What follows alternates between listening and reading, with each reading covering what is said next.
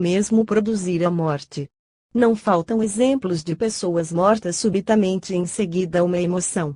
Há muito que está feita a prova dos efeitos do poder da imaginação sobre a própria vida. Ninguém esquecerá a experiência realizada em Copenhague, em 1750, sobre certo condenado, entregue aos médicos para um estudo desse gênero e que foi observado até a morte inclusivamente. Esse infeliz fora solidamente ligado a uma tábua por meio de fortes correias, vendaram-se-lhe os olhos, depois lhe anunciaram que ia ser sangrado no pescoço e que se deixaria correr o sangue até o completo esgotamento. Uma insignificante picada foi em seguida praticada em sua epiderme com a ponta de uma agulha, sendo colocado perto de sua cabeça um sifão, de modo a fazer correr sobre o pescoço um filete d'água que caía sem interrupção, com um leve ruído, em uma bacia colocada no chão. O supliciado, convencido de que deveria ter perdido pelo menos de 7 a 8 litros de sangue, morreu de pavor. Um outro exemplo é aquele do porteiro de um colégio, que atraíra sobre si o ódio dos alunos submetidos à sua vigilância. Alguns desses jovens se apoderaram dele, fecharam-no em um quarto escuro e em sua presença procederam a um simulacro de inquérito e de julgamento. Recapitularam todos os seus crimes e concluíram que, somente podendo ser espiados pela morte, seria esta a pena aplicada mediante decapitação. Em consequência, foram buscar um machado e um cepo que colocaram no meio da sala, anunciando ao condenado que ele dispunha de 3 minutos para se arrepender de suas faltas e fazer as pazes com o céu. Decorridos, afinal, os 3 minutos, vendaram-lhe os olhos e forçaram-no a ajoelhar-se, com o colo descoberto, diante do cepo, depois do que os malvados lhe aplicaram sobre a nuca uma forte pancada com um guardanapo molhado, dizendo-lhe, a rir, que se levantasse. Com inaudita surpresa deles, o homem não se mexeu. Sacudiram-no, tomaram-lhe o pulso, estava morto. Para concluir, mais recentemente um jornal inglês, a Lanceta, contou que uma moça, querendo acabar com a vida, ingerira certa quantidade de pó inseticida, depois do que se estendeu em seu leito onde foi encontrada morta. Fez-se inquérito e autópsia. A análise do pó encontrado no estômago demonstrou que era o mesmo absolutamente inofensivo, pelo menos para um ser humano. Todavia, a moça estava perfeitamente morta.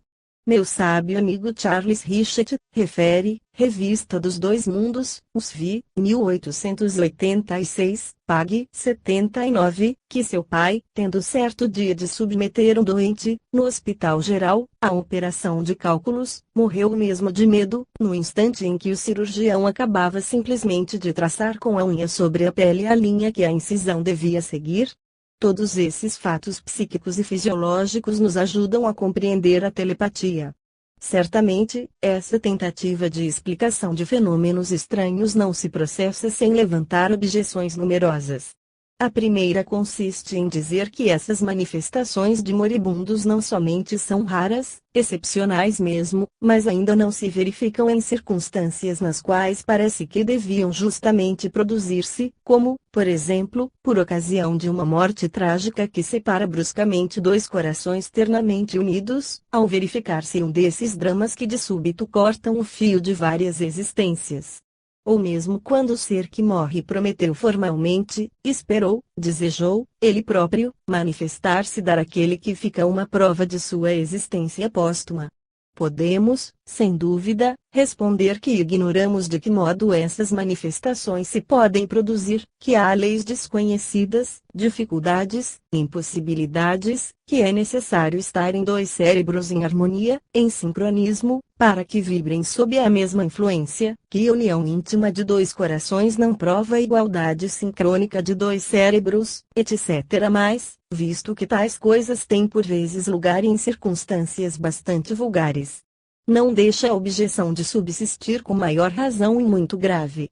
Sim, muito grave. Por minha parte, diversas vezes me tenho encontrado, no curso desta vida, com a alma amargurada pela separação brusca de um ente amado. Em minha adolescência, um amigo íntimo, um colega de classe, morreu prometendo-me provar sua sobrevivência, se fosse isso possível.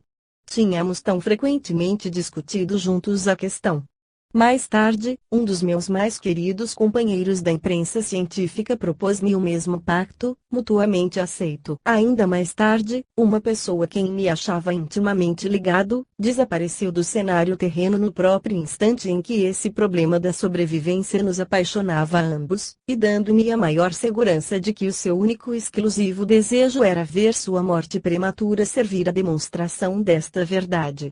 E jamais, malgrado as minhas esperanças, malgrado aos meus desejos, as minhas súplicas, obtive qualquer manifestação que fosse. Nada. Nada. Nada. Perdi há alguns anos meu pai. É verdade que eu permaneci a seu lado e não necessitava ser advertido com relação à sua morte. Mas, tampouco depois, nada obtive. Eu tinha por meu avô e por minha avó uma adoração sem limites, também eles me adoravam loucamente, e eu os amava tanto que sempre me foi impossível, absolutamente impossível, ir ao túmulo onde repousam. Muito antes de chegar a esse pequeno jazigo rústico, os soluços me sufocam, cegando-me, amortecendo-me as pernas. Jamais tive qualquer manifestação deles, de modo algum, nem no instante da morte, nem depois que deste mundo partiram.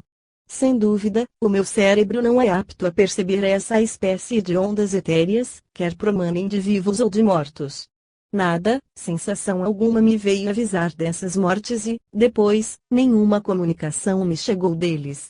Mas o papel do pesquisador, como o do historiador, é o de permanecer impessoal, e as nossas próprias impressões não devem influenciar-nos. Todavia deve-se colocar sempre a verdade, a lealdade, a franqueza acima de tudo.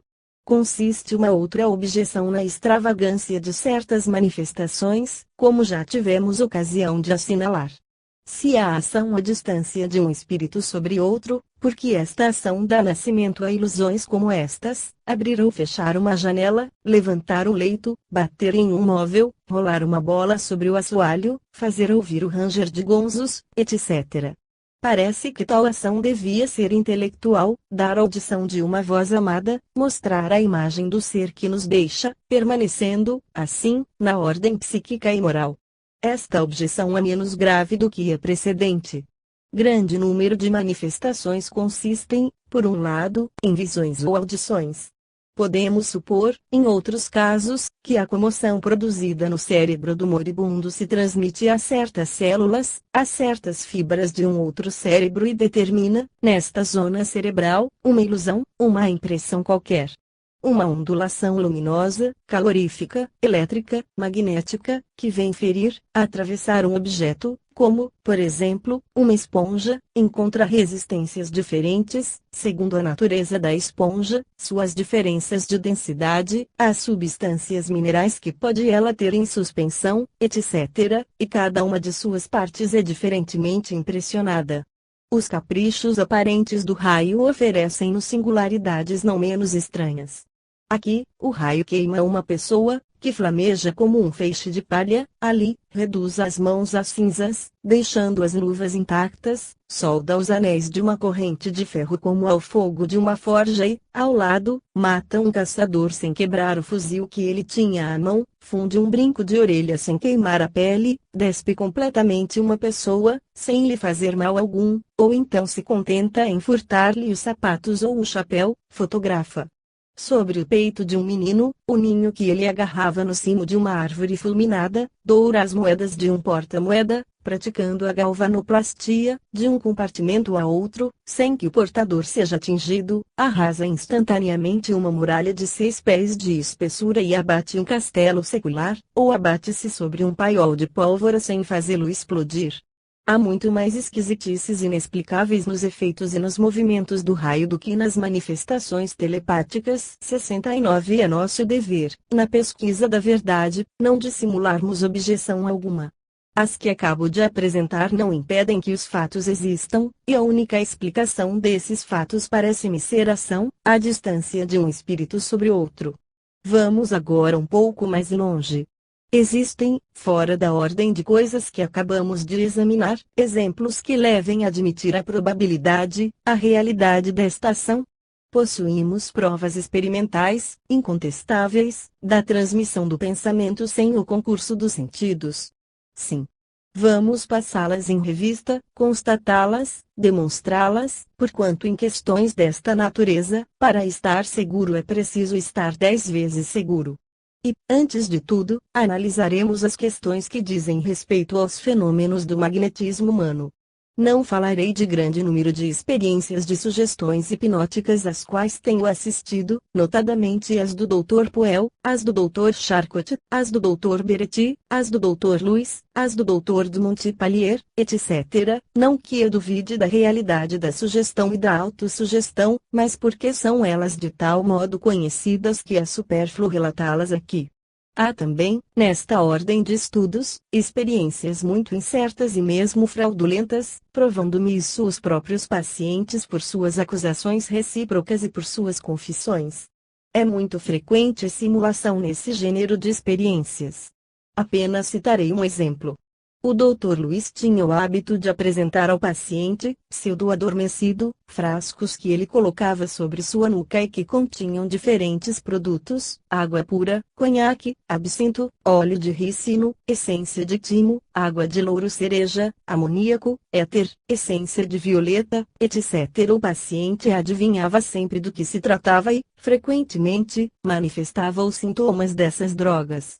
Desgraçadamente para o valor da experiência, sempre o doutor apresentava os frascos na mesma ordem, pelo menos nas sessões a que assisti.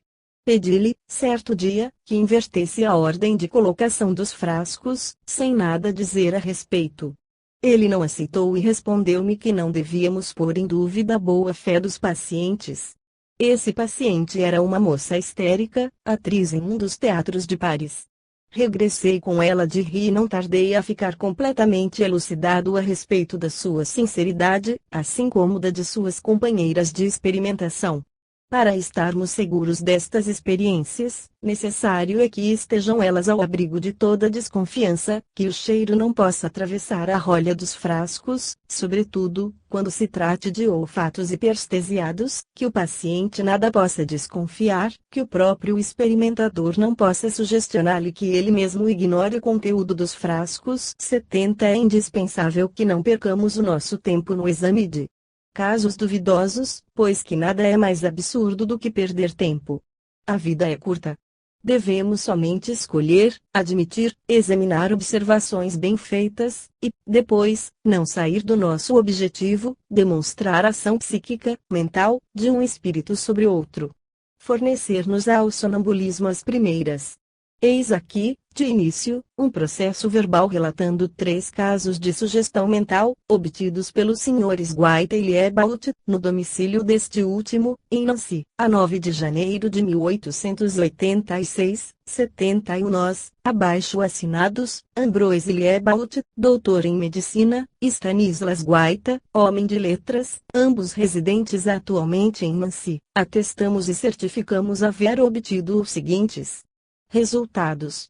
Primeiro, a senhorita Luísa L., submetida ao sono magnético, foi informada de que deveria responder a uma questão que lhe seria feita mentalmente, sem a intervenção de qualquer palavra ou de qualquer gesto. Com a mão apoiada sobre a fronte do sensitivo, o Dr. Liebaut recolheu-se um instante, concentrando sua própria atenção sobre a pergunta: quando estareis curada, que ele tinha vontade de fazer. Os lábios da sonâmbula moveram-se imediatamente, em breve murmurou ela distintamente. Convidaram-na, então, a repetir, diante de todas as pessoas presentes, a questão que havia instintivamente percebido. Ela expressou nos termos em que fora formulada no espírito do experimentador, segundo o Sr. de Guaita, pondo-se em relação com a magnetizada, propôs-lhe mentalmente uma outra questão: voltareis na próxima semana. Talvez foi a resposta do sensitivo. Convidada a comunicar às pessoas presentes a questão mental, respondeu a magnetizada: perguntastes-me se voltaríeis na próxima semana. Esta confusão estabelecida a respeito de uma palavra da frase é muito significativa. Dir-se-ia que a moça vacilou ao ler no cérebro do magnetizador terceiro o Dr. Liebaut, para que nenhuma frase indicativa fosse pronunciada, mesmo em voz baixa, escreveu em um bilhete: a senhorita, ao despertar, verá seu chapéu preto transformado em chapéu vermelho. O bilhete circulou, previamente, por todas as testemunhas. Depois os senhores Liebald e de Guaita colocaram em silêncio suas mãos sobre a fronte do sensitivo, formulando mentalmente a frase convencionada. Então a moça, informada de que veria na sala qualquer coisa de insólito, foi despertada. Sem qualquer hesitação, fixou logo seu chapéu e, com grande gargalhada, reclamou. Aquele não era o seu chapéu, não o queria. Tinha perfeitamente a mesma forma, mas o gracejo devia terminar, urgia que lhe restituíssem o que lhe pertencia. Mas, afinal, que notastes de diferente, vós o sabeis, de resto, tendes olhos como eu. Mas então, foi preciso insistir por muito tempo, para que ela consentisse em dizer no que seu chapéu tinha mudado. Estavam a caçoar com ela. Assediada de perguntas, disse afinal, bem vedes que está todo vermelho. Recusando-se ela a recebê-lo, forçoso se tornou pôr um fim à sua alucinação, afirmando-se-lhe que o chapéu ia voltar à cor primitiva. O doutor Liebald assoprou no chapéu e este, voltando, aos olhos da moça, a ser o seu, consentiu ela em recebê-lo. Tais os resultados que certificamos haver concordemente obtido. Em fé do que, redigimos o presente processo verbal. S. de Guaita, a. Liebald. A sugestão mental tornou-se, de muitos anos a esta parte, objeto de estudos muito importantes, à frente dos quais convém colocar a obra, especialmente consagrada ao assunto, do Dr. Oshorovitz. 72. Extrairemos dessa obra algumas experiências características. O Sr. de La Souchere, antigo aluno da Escola Politécnica, sábio químico residente em Marsella, tinha como empregada uma mulher do campo, com a qual se produziam, com a maior facilidade, o sonambulismo e diversos dos seus fenômenos dignos de nota. Em estado de sonambulismo magnético, diz ele, Lazzarini mantinha comigo perfeita comunhão de pensamento e se tornava a tal ponto insensível que eu lhe enterrava agulhas na carne, nas unhas, sem que ela experimentasse a menor dor e sem que saísse uma gota de sangue. Em presença do engenheiro Gabriel e de alguns amigos, repetia as seguintes experiências, fazia-a beber água pura e ela dizia-me que a água tinha o gosto sugerido por mim, limonada, xarope, vinho, etc. Indicaram-me o gosto de areia para sugerir-lhe. Ela não pôde adivinhar. Então, derramei um pouco de areia em minha boca e imediatamente ela se pôs a cuspir, dizendo que eu lhe dava areia. Na ocasião, achava-me por trás de Lazzarini e era-lhe impossível ver-me. Experiência análoga, porém ainda mais avançada, é referida pelo conde de Maricourt. Tendo o sensitivo bebido, em estado de vigília, um copo de água, com sugestão mental de ser um copo de kirsch, manifestou todos os sintomas da embriaguez durante vários dias. Foram os fenômenos desse gênero que fizeram crer aos magnetizadores poderem eles, magnetizando um copo de água ou um outro objeto, impregnar seus fluidos de diferentes qualidades físicas ou químicas. A magnetização é neste caso inútil, pois que é o pensamento que eide sobre o cérebro do paciente, não sobre o objeto. Alguém me remete um livro, Robinson Crusoe. Abro e examino uma gravura que representa Robinson em uma canoa. Lazzarini, interrogada a respeito do que estou fazendo, responde, tendes um livro, não o ledes, observais uma gravura, há um barco e dentro dele um homem. Recomendo-lhe que me descreva o mobiliário de um quarto que ela não conhecia, e foi indicando os móveis à medida que eu os lia representando em meu pensamento. Não tenho verificado em minha empregada a transposição dos sentidos. Aplicavam-se-lhe sobre o epigastrio diversos objetos, se eu os conhecia, ela os indicava, se eu ignorava o que eram, não podia ela designá-los. Não era, portanto, mais do que a transmissão do pensamento que se produzia nela. É possível que, em certos casos, o que se tenha atribuído à transposição dos sentidos nada mais seja que efeito da transmissão do pensamento. O doutor Teste constatou, diversas vezes, que a sonâmbula pode acompanhar o pensamento do magnetizador. A senhorita Diana, diz ele, seguia uma conversação, durante a qual eu falava apenas mentalmente. Respondia às perguntas que, desta maneira, eu lhe endereçava. Cita ele ainda uma notável experiência na qual a sugestão mental se manifesta como uma alucinação. Imaginei, um dia, uma trincheira de madeira em redor de mim, sem nada dizer, deixei em estado de sonambulismo a senhorita H. Jovem muito nervosa, lhe pedi que me trouxesse os meus livros. Chegada ao lugar onde eu havia imaginariamente levantado a trincheira, ela se detém, dizendo que não podia mais avançar. Que extravagante ideia diz essa de levantar ali uma trincheira. Tome alguém pela mão, a fim de fazê-la passar, e verificará que seus pés estão colados ao assoalho, somente o alto do corpo se inclina para frente, e ela diz que se comprime o seu estômago contra o obstáculo. Em geral, se o sonâmbulo acredita ver alguma coisa fora das condições ordinárias, cumpre indagar-se imediatamente se não se trata, no caso, de simples sugestão involuntária de nossa parte. Um estudante de medicina perguntou a uma de minhas sonâmbulas quais os doentes que o júri lhe daria a examinar para uma prova do doutorado. Descreveu ela nitidamente 3 doentes na casa de misericórdia, que haviam atraído mais especialmente a atenção do estudante que este teria desejado fossem objeto de seu exame. Ela chegou a acrescentar, detalhe característico, a respeito de um desses pacientes: oh, como essa mulher tem um olhar brilhante e fixo. Causa-me pavor esse olhar. Ela vê com esse olho brilhante? Pergunta o estudante. Esperai, não sei. Esse olho é duro. Não é natural. De que é feito esse olho? De qualquer coisa que se quebra e que brilha. Oh, ela tira-o, mergulha-o em água, etc. Essa enferma tinha um olho de vidro, o fato, absolutamente ignorado por mim, porquanto eu não conhecia os doentes em questão, mas conhecido do estudante que fazia perguntas à sonâmbula, foi perfeitamente descrito por esta. Aonde ia a sonâmbula encontrar essa imagem? No psiquismo do interrogante que, por intermédio do meu psiquismo, nela se refletia. É justo acrescentar que as predições da sonâmbula não se realizaram, que no dia de sua prova o estudante teve de examinar outros doentes e que nem mesmo se falou nos doentes descritos pela sonâmbula. Ordinariamente, diz o Dr. Sharpignon, a visão à distância é confundida com o fenômeno da transmissão de pensamento. Assim, a maior parte das experiências citadas consiste em pedir ao sonâmbulo que se dirija à vossa casa ou a um lugar que conheceis. Estais em relação com ele, que frequentemente vos descreve os lugares, os objetos com a máxima precisão.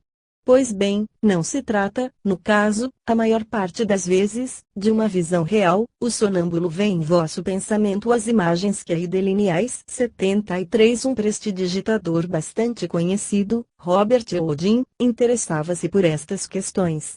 Imitava ele a dupla vista e a transmissão do pensamento com a ajuda de um truque engenhoso. Incrédulo a respeito de sonambulismo, habituado a produzir prodígios, fazia muito pouco caso do maravilhoso, de cujo segredo se julgava o possuidor. Também ele considerava todos os autos feitos atribuídos à lucidez como golpes de agilidade, da mesma natureza daqueles com que divertia o público. Em diversas cidades onde os sonâmbulos obtinham alguns êxitos, divertia-se ele em imitar seus exercícios e mesmo em excedê-los. O Sr. de Mirville, célebre demonólogo que, em seu sistema, tem necessidade de sonambulismo para fazer as honras aos espíritos infernais, teve a pretensão de converter um adversário tão temível, pensava ele, com razão, que, se conseguisse demonstrar-lhe que a lucidez pertence a uma ordem de coisas inteiramente estranha aos seus estudos e à sua prática, o testemunho de um juiz tão experimentado seria de grande peso para a causa do sonambulismo. Levou-o à casa do sonâmbulo Alexis. Dá conta ao Sr. de Mirville, em seu livro dos Espíritos, da cena que se passou.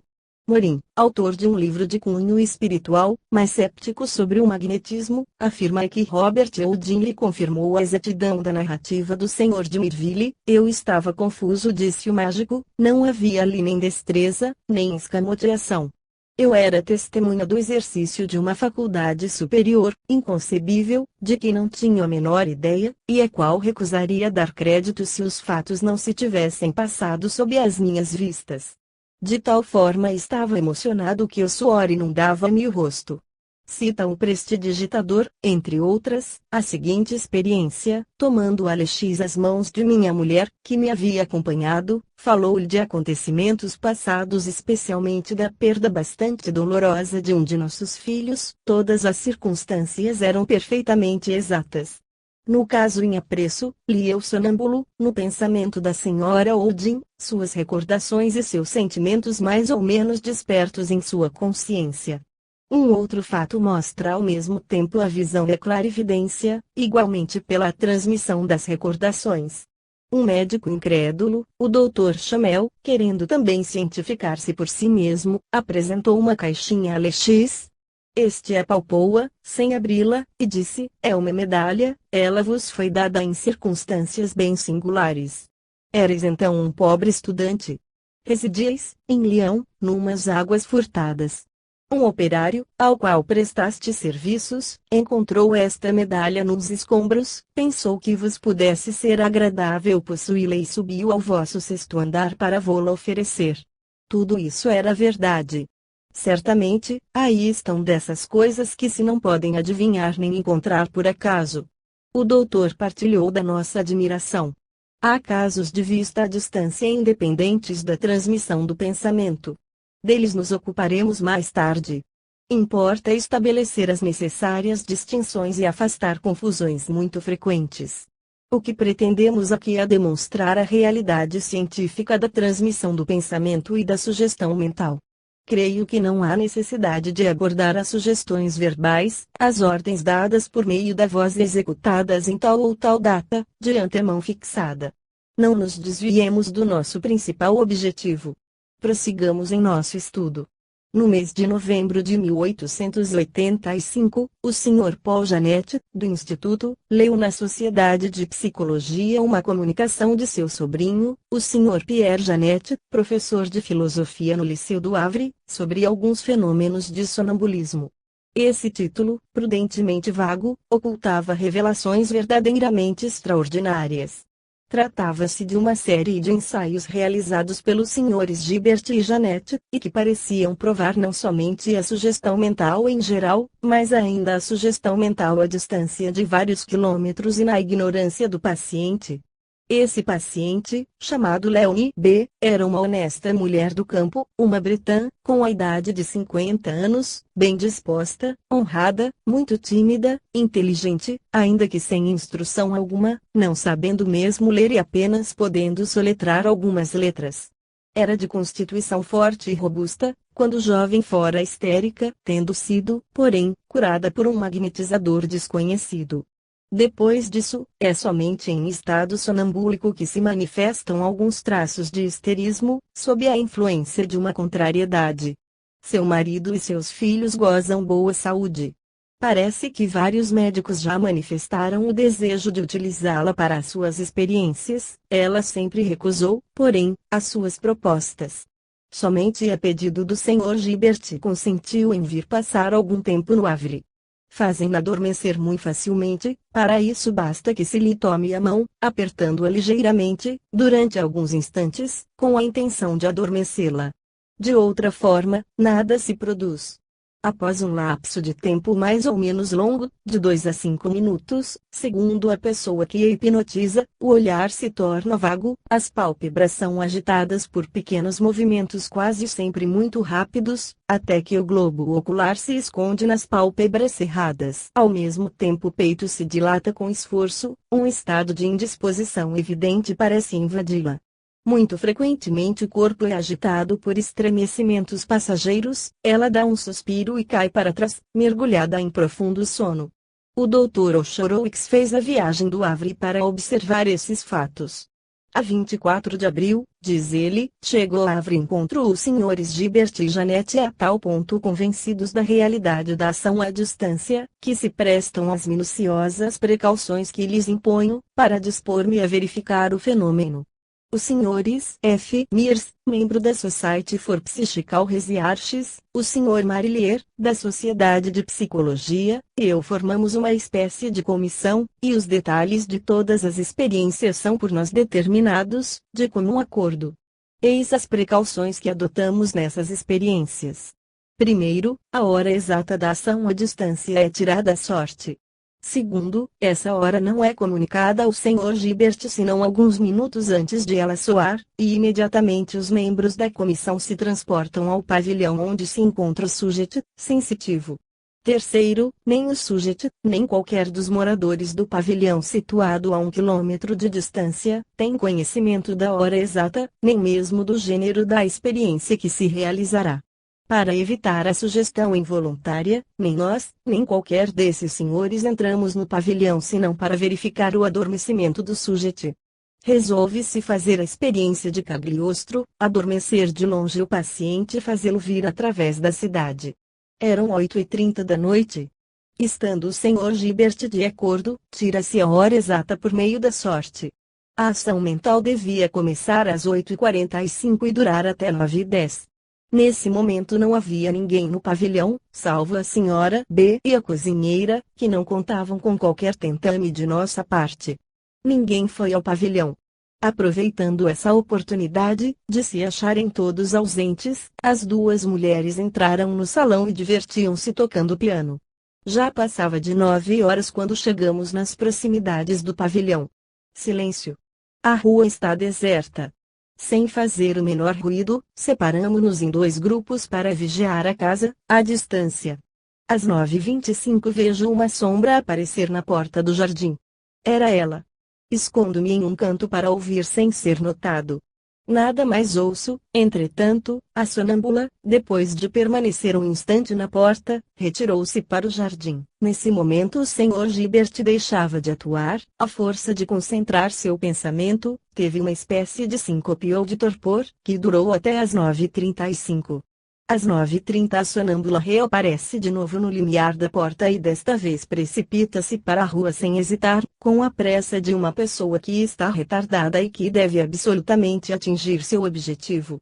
Os senhores que se encontravam em seu caminho não tiveram tempo de nos prevenir, a mim e ao Dr. Mears. Mas, tendo ouvido passos precipitados, pusemo-nos a seguir a sonâmbula, que não via nada em torno de si, ou pelo menos não nos reconheceu. Chegada à rua de Bard, começou a hesitar, deteve-se um momento e esteve a ponto de cair. De repente, retomou a marcha com vivacidade. Eram 9h35, nesse momento o Sr. Gilbert, voltando a si, recomeçou a ação. A sonâmbula caminhava depressa, sem se inquietar com o que se passava em torno. Em 10 minutos, estávamos perto da casa do Sr. Gilbert, quando este, supondo uma lograda experiência e admirado de não nos ver de volta, sai ao nosso encontro e cruza com a sonâmbula, que conserva sempre os olhos fechados. Ela o não reconhece. Absorta em sua monomania hipnótica, precipita-se para a escada, seguida por todos nós.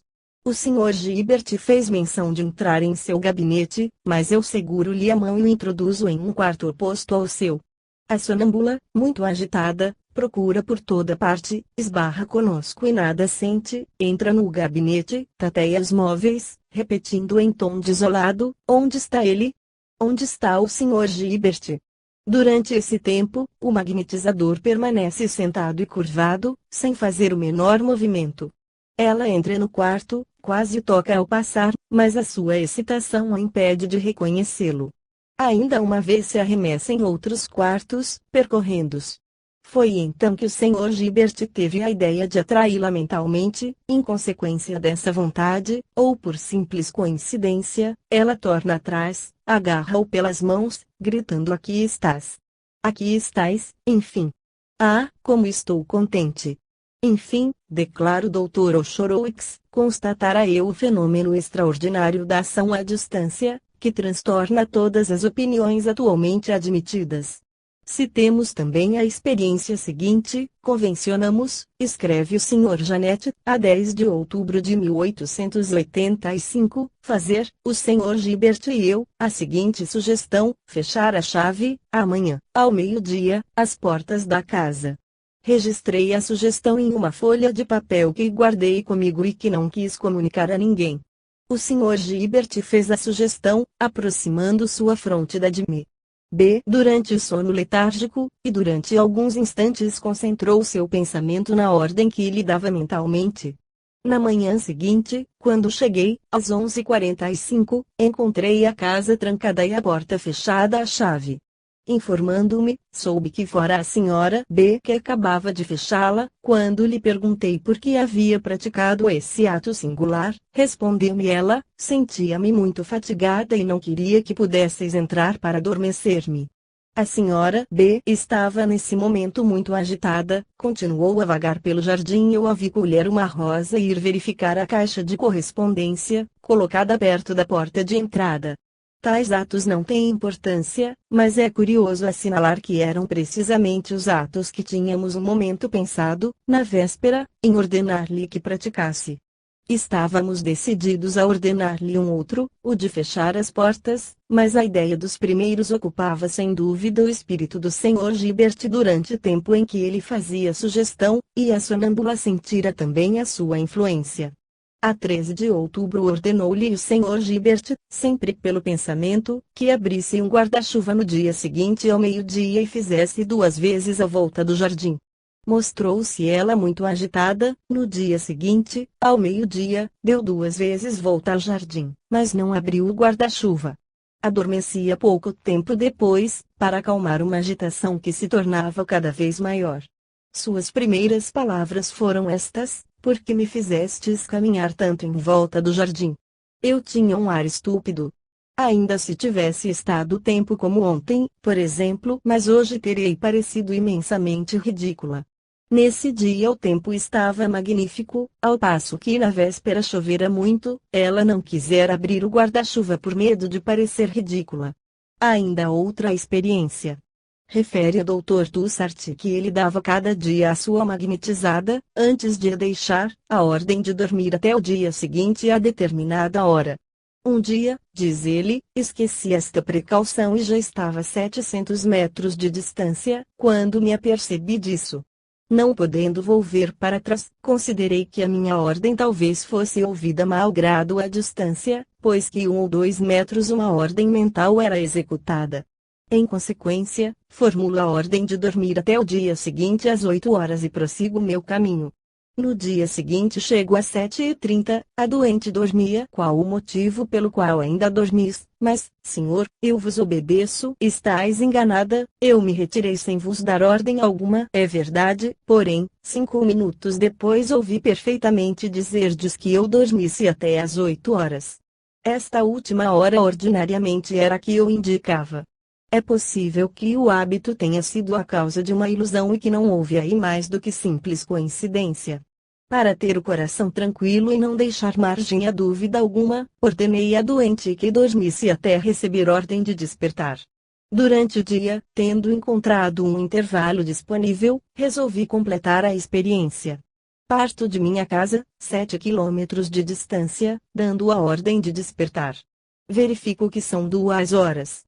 Chego e encontro a doente acordada. Os parentes, segundo recomendação minha, haviam registrado a hora exata do despertar. Era rigorosamente aquela que eu havia determinado. Essa experiência, várias vezes repetida em horas diferentes, teve sempre o mesmo resultado. Eis aqui o que parecerá mais extraordinário ainda: a 1º de janeiro suspendi as minhas visitas e cessei toda a relação com a família. Não ouvira mais falar a seu respeito, quando, a 12, excursionando em uma direção oposta e achando-me a 10 quilômetros da doente, comecei a refletir se me seria ainda possível, malgrado a distância, a cessação de todas as relações e a intervenção de uma terceira pessoa, o pai magnetizando de agora em diante sua filha, fazer-me obedecer. Proíbo a doente de se deixar adormecer. Cerca de meia hora depois, considerando que, se porventura fosse eu obedecido, poderia isso causar prejuízo a esta infeliz moça, suspendo a proibição e deixo de pensar nisso. Fiquei imensamente surpreendido quando, no dia seguinte, às 6 horas da manhã, vejo chegar em minha casa um expresso trazendo uma carta do pai da senhorita J. Dizia-me este que na véspera, 12, às 10 horas da manhã, não tinha ele conseguido adormecer sua filha senão após uma luta prolongada e muito dolorosa. A doente, uma vez adormecida, declarara que, se havia resistido, fora devido à minha ordem e que só adormecera quando eu tinha permitido. Essas declarações tinham sido feitas em presença de testemunhas que, a pedido do pai, assinaram as atas que as continham. Torna-se, portanto, provável que, com um conhecimento exato das condições do fenômeno, poderá chegar-se a comunicar à distância pensamentos inteiros, como se faz hoje pelo telefone. 74 refere a Dr. Charles Richet que, estando a almoçar com seus colegas, na sala dos enfermeiros, seu confrade Landowski, então, como ele, interno no hospital beijou, achando-se presente. Afirmou que podia adormecer uma doente à distância e fazê-la vir à sala de enfermeiros unicamente por um ato de sua vontade. Ninguém tendo vindo, ao cabo de 10 minutos considerou-se fracassada a experiência. Em realidade, escreve o experimentador, ela não havia fracassado, porquanto algum tempo depois vieram prevenir-me de que a doente passeava nos corredores adormecida, procurando falar-me e não me encontrando, e, com efeito, isso era verdade, sem que eu pudesse obter de sua parte outra resposta para explicar o seu sono e esse passeio desorientado, senão que ela desejava falar-me. Todas essas experiências demonstram a ação psíquica à distância. Tais fatos tão curiosos da ação da vontade nas experiências de magnetismo foram observados centenas, milhares de vezes. Eis aqui, por exemplo, um caso de sono sonambúlico provocado pelo Sr. E. Boirac, reitor da Academia de Grenoble. Em setembro de 1892 escreve ele, estava eu instalado com todos os meus, para passar aí as férias, na pequena cidade de Damel-les-Bains. Falava-se muito das sessões dadas por um moço do lugar, conhecido pelo nome de Duckman. Tive curiosidade de assistir a essas sessões. Esse moço, contando cerca de 20 anos, moreno e magro, muito nervoso, fora magnetizado, 3 anos antes, por um médico da marinha e sentira despertar-lhe a vocação de ledor de pensamentos. Todo mundo conhece esse gênero de espetáculo em que um dos assistentes consegue, com maior ou menor felicidade, transmitir sua vontade sem palavras, sem gestos e mesmo sem contato, por simples esforço mental. A perspicácia do jovem Montaigne sempre me pareceu deficiente e ele próprio confessou-me que procurava por todos os meios adivinhar as intenções do seu condutor. Tereis necessidade, disse-lhe eu, rindo, de vos deixardes de novo hipnotizar para recuperar vossa antiga lucidez. Se o consentirdes, estou inteiramente às vossas ordens para prestar-vos esse serviço. Duckman pareceu surpreso e um pouco chocado com a minha proposta. Sou eu que faço dormir os outros, disse ele, ninguém me pode mais adormecer. Entretanto, alguns dias mais tarde, provavelmente para agradar ao prefeito da cidade, que parecia ter o desejo de assistir a uma sessão de hipnotismo, Duckman consentiu em se deixar hipnotizar. Assim, pois, uma noite, pelas 10 horas, perante um círculo de 4 ou 5 pessoas, tomei-lhe as mãos e dirigi o meu olhar com fixidez para os seus olhos. Ao cabo de alguns minutos, ei-lo adormecido, se entretanto se pode chamar sono ao estado comatoso cataléptico em que parecia mergulhado. Todo o seu corpo se entenriçou, seus maxilares cerraram-se rigidamente e com grande custo obtive breves respostas às minhas perguntas. O despertar produziu-se com extrema lentidão e um segundo sono apresenta as mesmas características. Dentro em pouco o paciente se torna desinteressante, não vejo grande coisa a tirar dele. No dia seguinte, segundo os meus hábitos, dirigi-me ao cassino, cerca de 1 hora da tarde, para tomar um café. Sentei-me na terrace, ao mesmo tempo em que saboreava o café que me acabavam de servir, deixei meus olhos vaguearem por baixo do lugar em que me encontrava. Duckman estava sentado no jardim, com um amigo que tinha em mãos um jornal, voltava-me quase às costas, ocupando-se em enrolar um cigarro. Como é que me veio a ideia de ensaiar a experiência cujo relato se vai ler? Não sei, mas enfim essa ideia me veio e com todas as forças da minha vontade eu a pus imediatamente em execução. Concentrado, isolado neste único pensamento, olhando fixamente na direção de Duckman, ordenei-lhe que cessasse todo o movimento e adormecesse.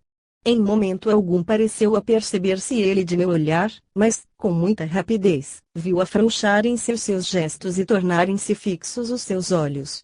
Com o cigarro inacabado entre as mãos, fechou ele de repente as pálpebras e ficou imóvel, semelhante a uma estátua. Seu amigo levanta a cabeça, percebe-o nesse estado, interpela-o e não obtém resposta. Uma cantora, sentada à mesa próxima, amedronta-se e já começa a gritar. Apresso-me em descer e, dentro de alguns segundos, soprando-lhe vivamente nos olhos, desperto o meu improvisado sujeito que não pode mesmo saber o que lhe acaba de suceder. Tentara eu essa experiência por acaso, de forma alguma contando com êxito e eu próprio estava estupefato pelo resultado. No dia seguinte, ofereceu-se-me ocasião de renová-la. Chego ao cassino mais ou menos a 1h30. Desta vez, Dokman estava sentado na terrace, sozinho, a uma mesa onde escrevia uma carta, curvado sobre o papel, quase tocando com o nariz. Minha mesa estava a 5 ou 6 metros da sua, entre mim e ele achava-se uma turma de jogadores de cartas. De novo me concentrei em uma tensão nervosa que me fazia de algum modo vibrar da cabeça aos pés, e ordenei com todas as minhas forças a Dokman, ao mesmo tempo em que lhe dirigia o olhar com firmeza, que cessasse de escrever e adormecesse. A ação foi menos rápida do que na véspera. Dir-se-ia que o sujeito lutava contra a minha vontade. Após 1 ou 2 minutos, deu evidentes sinais de crispação. A pena ficou em suspenso, como se ele procurasse em vão as palavras, fazia com a mão um gesto de alguém que afasta uma influência obsediante, depois rasgou a carta começada e se pôs a escrever outra, dentro em pouco, porém, sua pena ficou pregada no papel e ele adormeceu nessa posição.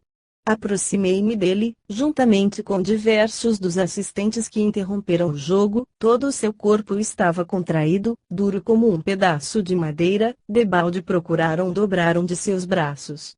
Não perdeu sua rigidez senão sob a ação dos meus passes.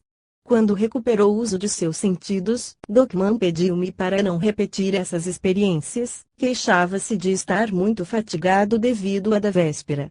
Assegurou-me, por outro lado, que adormecera as 2 vezes sem a menor desconfiança de que esse brusco sono lhe fosse provocado por mim ou por qualquer outra pessoa.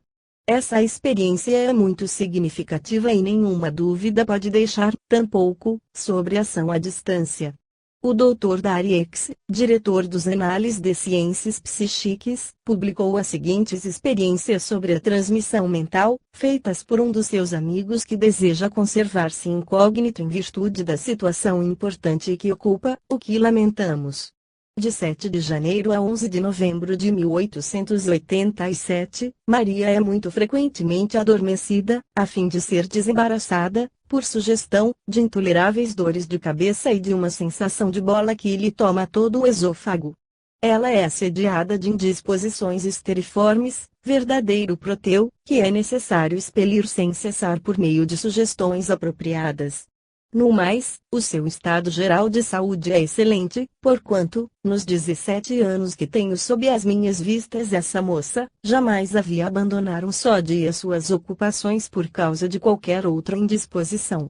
Durante as numerosas sessões de sugestão, ensaiara eu em vão a transmissão mental, até 11 de novembro não obtive traço sequer de execução das ordens dadas. Maria tinha o pensamento incessantemente desperto, sonhava e não obedecia senão a ordens verbais. Uma noite, enquanto escrevia as minhas notas a respeito de Maria, que deixara dormindo atrás de mim, teve ela uma alucinação espontânea, muito penosa, e desfez-se em lágrimas. Acalmei-a com dificuldade, a fim de evitar esses sonhos, proibi-lhe de pensar fosse no que fosse, quando eu a deixasse dormir. Depois, refletindo que todos os meus insucessos, a propósito da transmissão mental, bem podiam ser devido a esse estado poliideico do cérebro, 75 insisto em minha sugestão e a formulo assim: quando dormirdes e eu não vos falar, em nada absolutamente pensareis, vosso cérebro ficará vazio de pensamentos, para que coisa alguma se oponha à recepção dos meus. Repito 4 vezes esta sugestão, de 11 de novembro a 4 de dezembro, dia em que pude constatar pela primeira vez a transmissão do pensamento. Maria adormeceu, após um instante, caindo em sonambulismo ideico profundo, dou-lhe as costas e, sem um gesto ou ruído qualquer, lhe dou a seguinte ordem mental: quando despertardes, ireis procurar um copo, nele derramareis algumas gotas de água de colônia, trazendo a mim em seguida. Ao despertar, ela se acha visivelmente preocupada, não pode estar parada e vem por fim colocar-se à minha frente e me diz: ora pois, em que pensais, e que ideia pusestes em minha cabeça, por que me falais assim, porque a ideia que tenho não pode provir senão de vós, e eu não quero obedecer, não obedeçais, se assim o quiserdes, mas exijo que me digais imediatamente o que pensais. Muito bem, cumpre-me ir buscar um copo, enchê-lo de água, com algumas gotas de água de colônia e trazê-lo a vós. É realmente ridículo. A minha ordem havia sido, pois, perfeitamente compreendida, pela primeira vez. A partir desse momento, 6 de dezembro de 1887, até hoje, 1893, salvo raríssimos dias, a transmissão mental, em estado de vigília ou de sono, é das mais nítidas. Não é perturbada senão em certas épocas, ou quando Maria tem desassossegos muito vivos. A 10 de dezembro de 1887 escondi, às ocultas de Maria, um relógio parado, atrás dos livros, em minha biblioteca. Quando ela chega, faço adormecer e lhe dou a seguinte ordem mental: vai buscar-me o relógio que está escondido atrás dos livros da biblioteca. Estou em minha poltrona, Maria por trás de mim e tomo cuidado de não olhar para o lado onde está o objeto escondido. Ela deixa bruscamente sua poltrona, vai direto à biblioteca, não pode, porém, abri-la. Movimentos regulares enérgicos se manifestam todas as vezes que ela põe a mão na porta e sobretudo na vidraça. Lá está, estou certa disso, mas este vidro queima-me.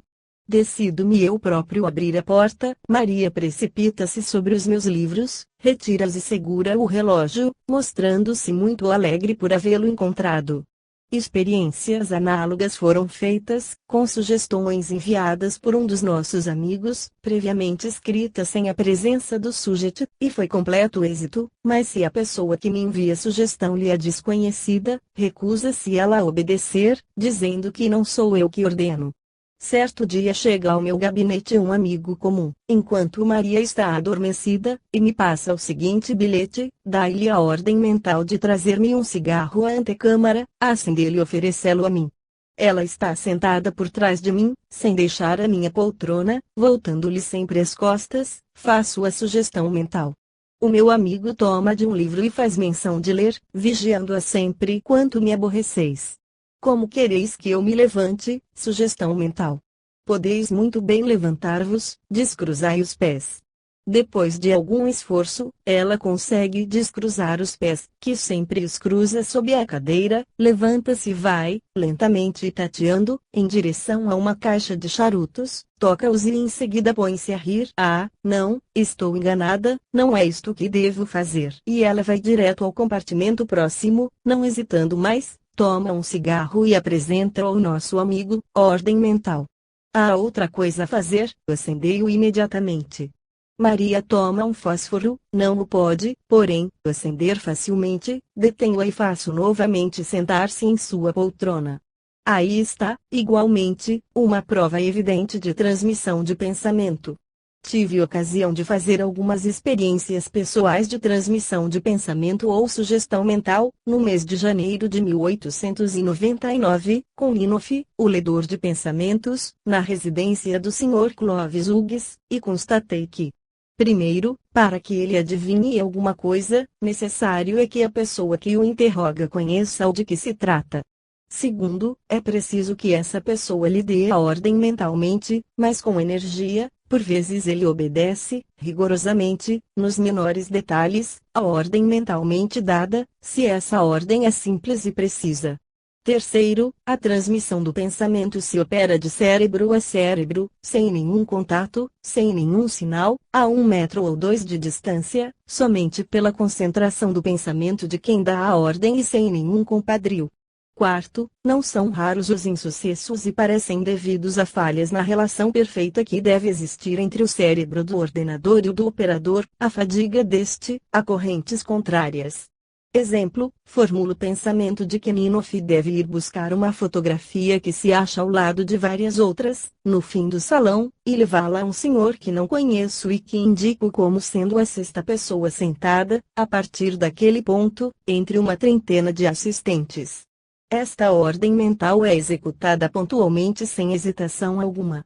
O Sr. Clovis Hughes formula o pensamento de que ele deve ir procurar uma pequena gravura representando Michelet, colocada sobre o piano, entre vários outros objetos, e colocá-la diante de uma estatueta de Joana d'Arc, no lado oposto do salão. A ordem é executada sem hesitação. Era a primeira vez que Ninoff vinha nesta casa, onde chegou sem companheiro algum, sozinho. Tem os olhos vendados por um guardanapo que se lhe passa em torno da cabeça, para isolar-se de toda distração, diz ele. 4 fios de cabelo tomados pelo Sr. Ad. Brisson a 4 pessoas diferentes foram achados onde tinham sido escondidos e postos pelo operador nas cabeças das quais foram destacados e no próprio lugar. Até o momento dessa experiência, não tinha eu visto absolutamente nada mais do que compadrios. Nas leituras de pensamentos e buscas de objetos, feitos seriamente, constatara que são movimentos inconscientes da mão que guiam o adivinho.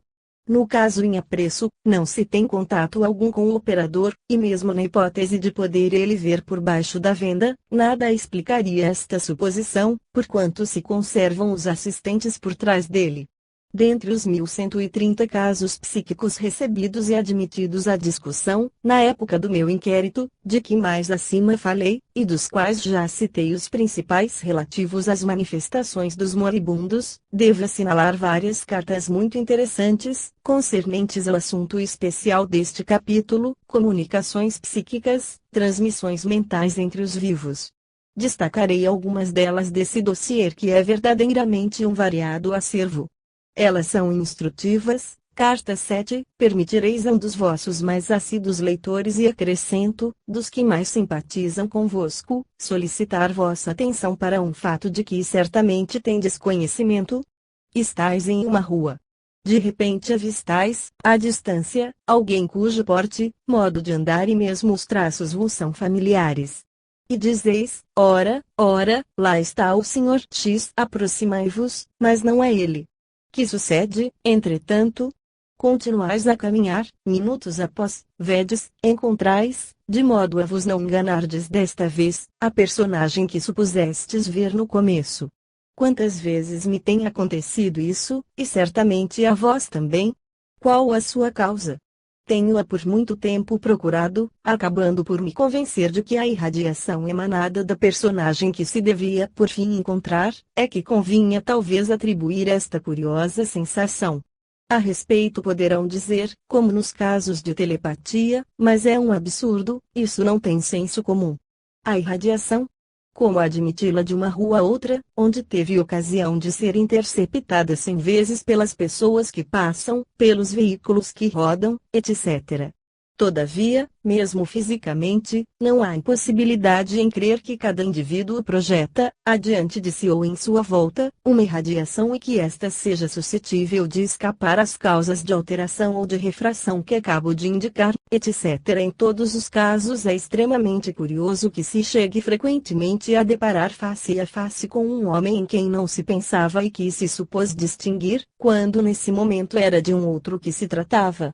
L. de Leiris, juiz no Tribunal Civil, em Leão, carta 39, sucede-me frequentemente, quando saio à rua, que a silhueta de um transeunte, visto de longe, faz-me lembrar alguém com quem tenha parecença, quer nas maneiras, quer no andar, etc. 1 ou 2 horas depois cruzo com a pessoa assim evocada em meu espírito, mas somente quando a encontro é que me lembro de ter nisso pensado. Berger, professor, em Roanne, carta 58, tendo casado, anos atrás, na província, mantenho correspondência diária com meu pai, que reside em Paris. Também ele me escreve todos os dias e fazemos habitualmente esta correspondência um pouco depois do meio-dia. Acontece-nos, frequentemente, fazer um de nós uma pergunta e dar outro a resposta a essa pergunta, no mesmo dia e à mesma hora, referindo-se quase sempre à pergunta a amigos ou a pessoas estranhas, que um ou outro não veja há muito tempo, pois que não moramos na mesma cidade. E, se me acontece estar doente e não falar a respeito disso a meu pai, ele o adivinha quase sempre pede-me com insistência notícia sobre o meu estado de saúde, no instante mesmo em que ela está um pouco abalada. L.R.R. Carta 152. Se, ao passar por uma rua, qualquer pessoa olha para mim, mesmo que ela esteja em um quinto andar, meus olhos se voltam involuntariamente e se confundem com os seus. Considerar-me-ia feliz se me desseis uma explicação desse fenômeno. J. C. Pezenas, Carta 189. Há bem pouco tempo, minha mãe, antes de entrar em um armazém, ela ainda estava dele distante uns 20 metros, disse-me de repente: sabes? Acabo de ver fulano, preserve-me Deus de encontrá-lo. Sem dúvida havia-o visto por intuição, moralmente. Mas, fato extraordinário, ao entrar no armazém, encontra-se minha mãe justamente em presença dele. J. B. Vincent, Leão, Carta 199. Como explicar que, frequentemente, 9 vezes sobre 10, depois de haver sonhado com uma pessoa que tenha vaga parecença com outra encontrada na rua, encontre-me eu precisamente em presença dessa mesma pessoa, um instante depois, ou pelo